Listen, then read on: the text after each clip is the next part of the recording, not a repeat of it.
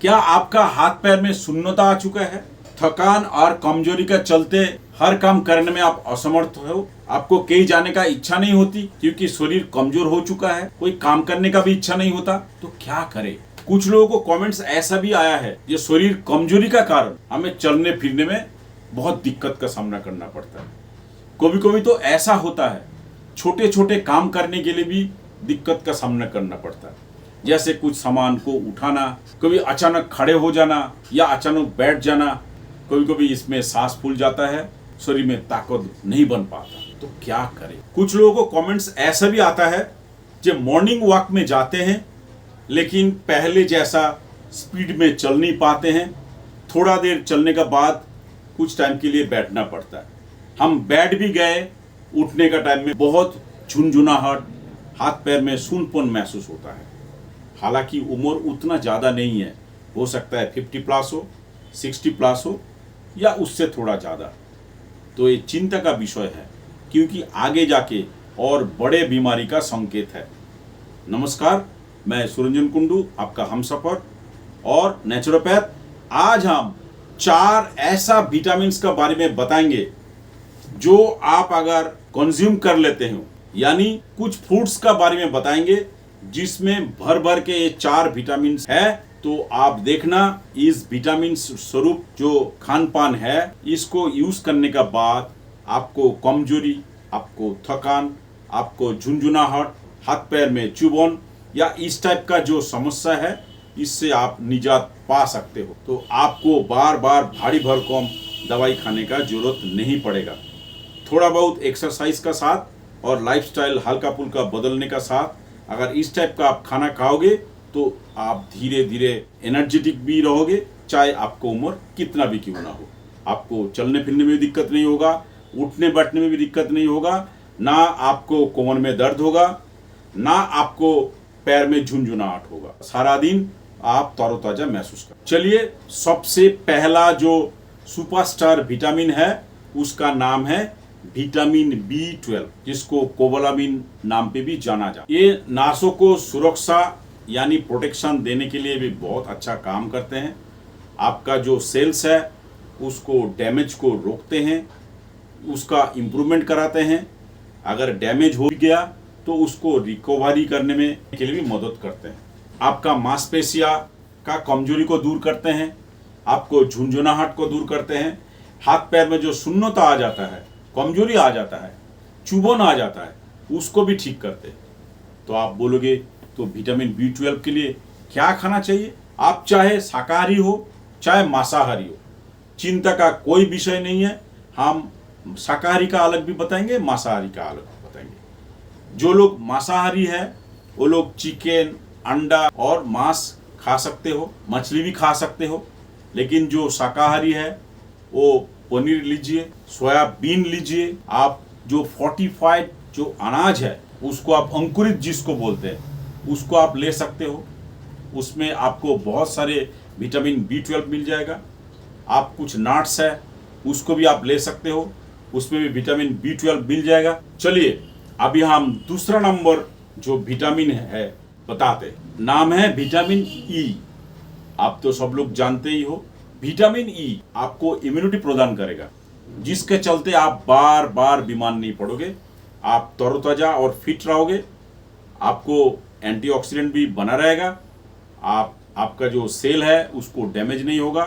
Nerve cell अगर damage नहीं होता तो आपका शरीर में थकावट नहीं आएगा, आपका झुंझुनाहट नहीं आएगा, हाथ पैर बराबर काम करेगा, आपका शरीर में फ्लेक्सिबिलिटी बना रहेगा। और नर्व सेल अगर ठीक रहेगा तो आपका जो स्नायु तंत्र है, टोटल नर्वस सिस्टम, वो भी अच्छा रहेगा। आप कोई भी काम करने में, कोई चीज़ उठाने में या लेके जाने में आपको कोई प्रॉब्लम नहीं होगा। इसीलिए आपको कुछ खान पीन बदलाव करना पड़ेगा। जैसे आपको बादाम ले सकते हो नट्स का तौर पे, अखरोट ले सकते हो, आप कुछ सीड्स है जैसे कि सनफ्लावर सीड्स है उसमें भी मिलता है, पालक में भी आपको मिल जाएगा, ब्रोकली है उसमें भी आपको विटामिन E मिल जाएगा।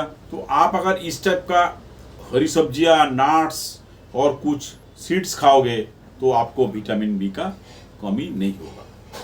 इसका बाद आ जाते हैं तीसरा नंबर जो कि विटामिन B1 है, यानी थायामिन, जो आपको नार्व का जो सेल है उसको डैमेज से रोकता है, उसका इम्प्रूवमेंट करते हैं, उसका वर्क इफिशिएंसी को भी बढ़ाते हैं। तो आप बोलोगे भाई विटामिन B1 को इम्प्रूव करने के लिए हमें क्या खाना चाहिए?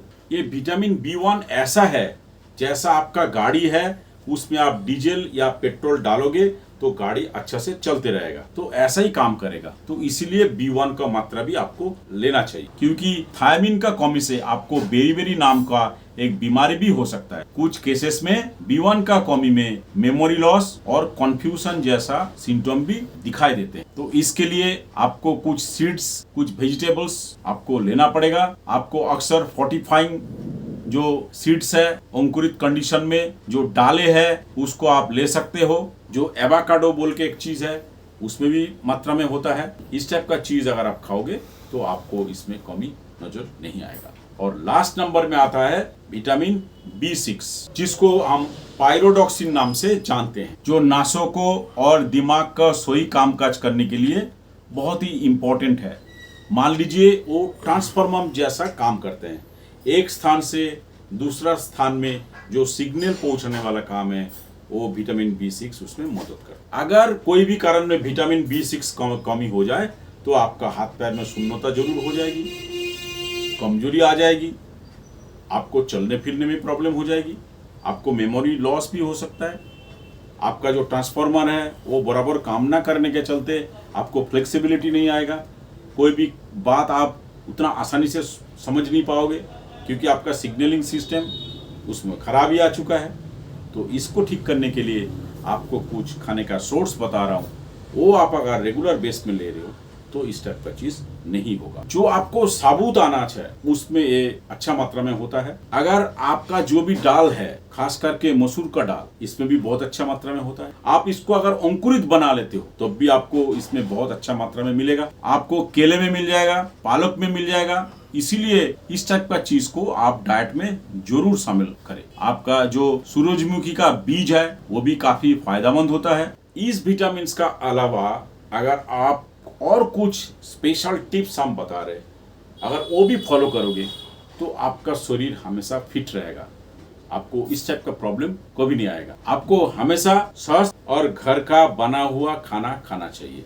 बाहर का फास्ट फूड, मसाला वाला खाना, बासी खाना, खुले में जो खाना मिलते हैं वो खाना, ये सब चीज आपको अवॉइड करना पड़ेगा। आपको पर्याप्त मात्रा में पानी पीते रहना चाहिए ताकि शरीर हाइड्रेटेड रहे और आपका शरीर से जो गंदगी है, टॉक्सिक पदार्थ है, वो स्वेटिंग द्वारा, यूरिनेशन द्वारा निकालते रहे। आपको शरीर को फिट रखने के लिए, तरोताजा रखने के लिए आपको नियमित रूप से थोड़ा बहुत घर पे एक्सरसाइज करना चाहिए।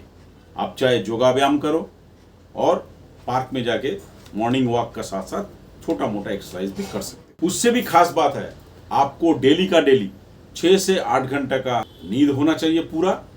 तो आप देखोगे आप तनाव रहित जिंदगी बिताओगे, आपको कोई प्रॉब्लम नहीं होगा। आशा करता हूँ आपको सारे डाउट्स क्लियर हो गया होगा।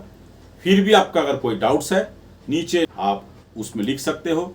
वीडियो अच्छा लगा तो ज़्यादा से ज़्यादा शेयर कीजिए और हमारा हेल्दी माई सेल्फ चैनल को लाइक करके हमारा मोटिवेशन बढ़ाए और हमारा चैनल को सब्सक्राइब करें। कुछ लोगों को ये डाउट्स रहता है जो ओमेगा 3 फैटी एसिड का फायदा क्या है, तो उसके बारे में आप राइट हैंड वाला वीडियो देख लेना। और जिसको डाउट रहता है तो इसका साइड इफेक्ट्स क्या है, लेफ्ट हैंड वाला वीडियो देख लेना, इसमें सारी जानकारी मिल जाएगा। धन्यवाद।